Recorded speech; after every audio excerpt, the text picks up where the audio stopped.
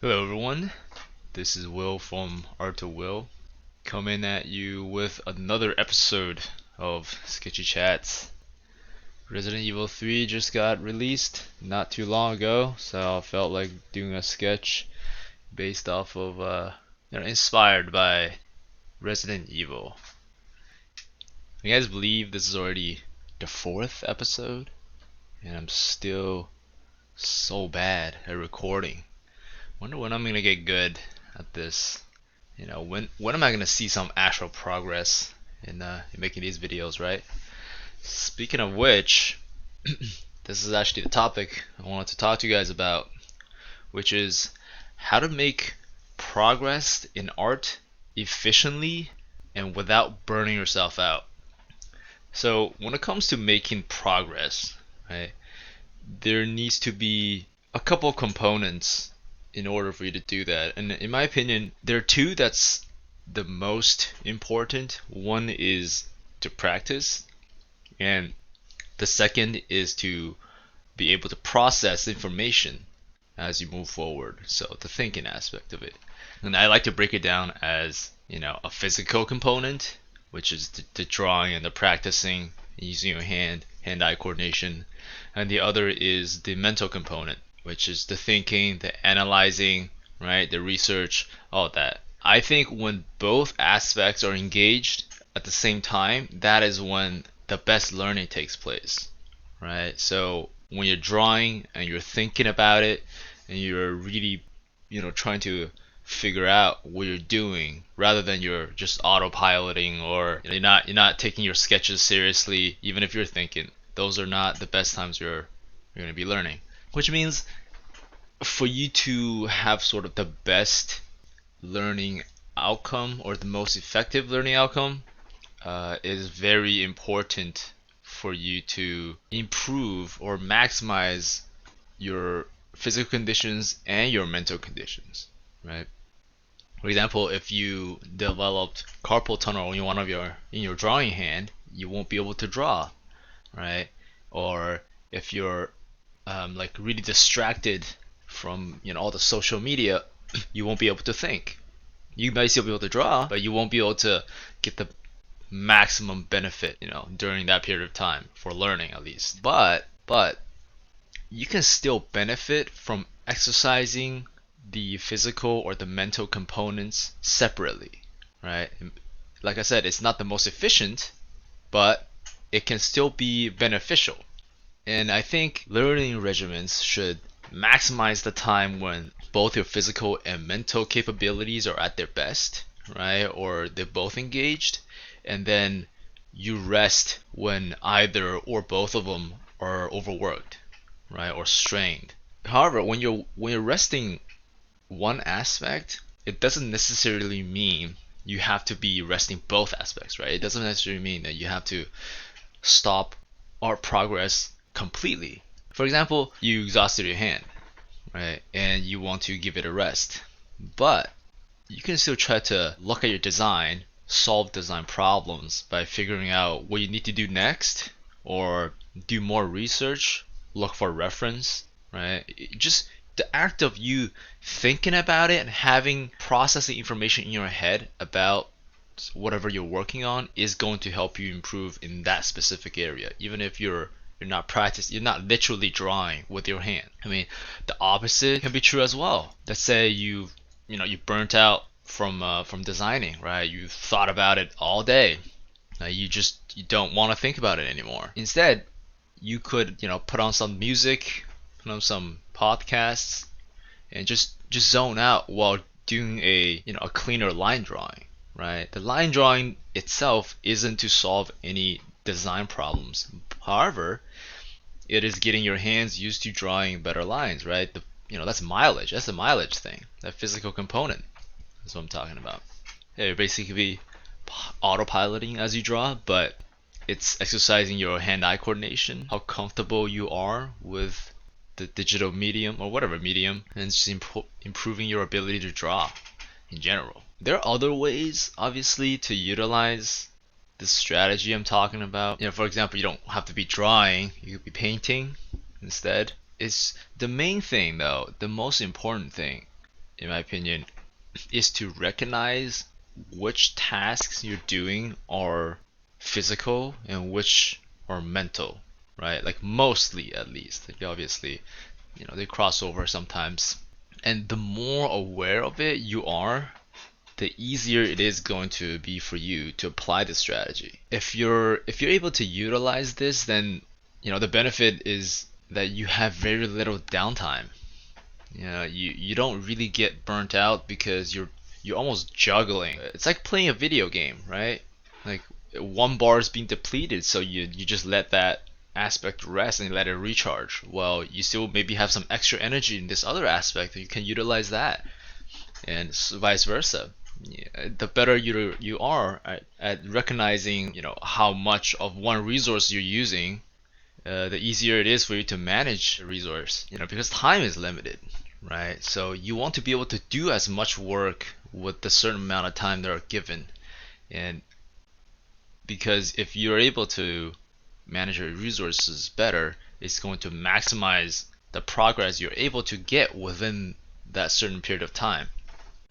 And there are a couple more tips I think that are also supplementary to this strategy, as well as just beneficial in general, right?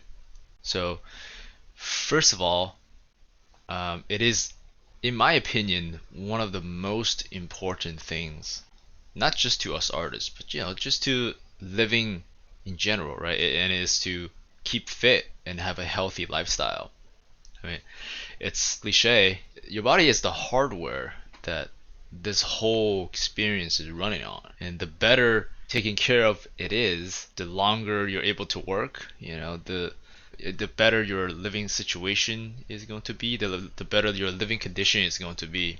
And you don't have to worry about it as much. And there's nothing but benefit to having a healthy body. And I think it is important for you to dedicate time each week, perhaps each day, to make sure that you are able to maintain and improve your physical health.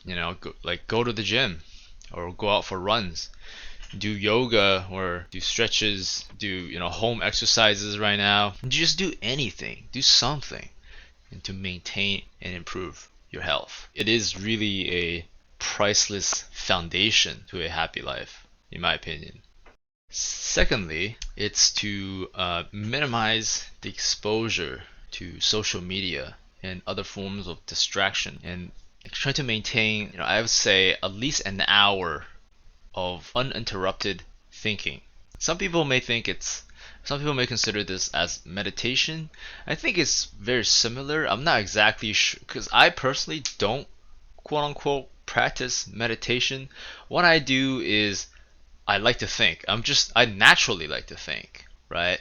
But throughout my living experiences, throughout my life, I realized that that is a very crucial thing that I've been doing unknowingly. Like I didn't know what the real benefit was. I just naturally like to do that. The more I thought about it, the more I realized thinking allows you to sort through information in your head on a very constant basis. And the more you think, the better your thinking becomes. And it's such an important overlooked skill set, I think, especially nowadays, because there's so many external distractions out there that it's very, very difficult for anyone nowadays, me included actually, to just have nothing, no stimulation going on whatsoever, or have very little as possible, and just let your mind run, right? I think you'd be surprised at how significant that can just improve your mood and improve your state of being in general. And the good thing is you can do that alongside other tasks, right? For example, you can do that along workouts. I That's actually one of the best times, in my opinion, to be kind of thinking, because you'll be, you do your set, you'll be tired, you'll be resting. Don't look at your phone, right? Don't talk to other people. Just sit there, rest, and let your mind just go to wherever it wants to go. Or for example, you go on a jog. A jog is a great time to do that as well.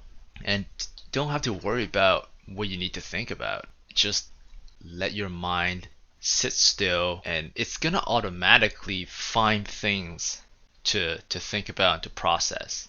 right? All the things that you've taken in, especially in this line of work, especially as a designer, you have to be a good problem solver. And thinking is pretty much the number one skill set you need to have if you ever want to be a concept artist or any sort of designer, really. So I would say if you don't have the habit of doing that, I suggest you to start ASAP. Oh, another tip I would suggest to people that out there, especially students who are not working yet, right? Because if you're working already, then at least you have income and you don't have to worry about living and you're doing work as an artist, right? Like you've made it. But for the students out there especially, do not spend too much time playing video games. Do not play video games, I will say. Not to say you should never play video games, not to say video games are not good. I am a huge video game fan. In fact, that's one of the reasons why I got into this industry. But do not play it in the sense that you need to spend as much time as possible practicing and improving, right? You don't have the time to spend on video games right now. You can play video games all you want after you made it, but before that happens, you need to do everything you can to stay away from video games. They're inherently addicting, right? Like the whole point of a good video game is that it draws the audience in. If it's not an addicting game, it's basically a poorly designed game, right? That's just how it is. You can watch, playthroughs, you can be tuned in to video game information, but do not participate in the active playing of the video games because you're not getting any benefits from the act of playing those games, not improving your skills. You might think you're getting, the best thing you can get out of it maybe is, maybe improving your visual library, right? But you don't need to be playing it to improve your visual library. You could just be looking at the art. You could be actively analyzing the designs themselves without the act, the physical addicting act of playing those games, right? And video games, it is one of the biggest time sinks a person can fall into, especially for students. Like I said, I personally don't even play that many video games nowadays. Not because I don't want to, it's because it takes way too much time. Even for me, a working artist, it takes way too much time. There are just better things you could be doing, right? I'd rather be making the game that people would like to play rather than just spend the time to play it. That's just, I'm a visual art person, right? That's just not where my passion lies, I don't want to be a professional video game player. And lastly, I think it's important to set a long-term goal. What long-term goals are going to do is to provide you with direction and motivation during everything you do, right? And when I say long-term goals, I think it's important to try to find one that is mostly internal rather than external. What I mean by that is, for example, some people's long-term goal might be to work at Blizzard, let's say, or Riot, right? I'm not saying there's anything wrong with it, but basically your goal now is dependent on an external factor, right? What if Blizzard goes bankrupt? What if Blizzard doesn't exist anymore? That basically completely wipes your goal out of reach, right? You just won't be able to hit that ever. So you don't want to set goals that depend on an external factor.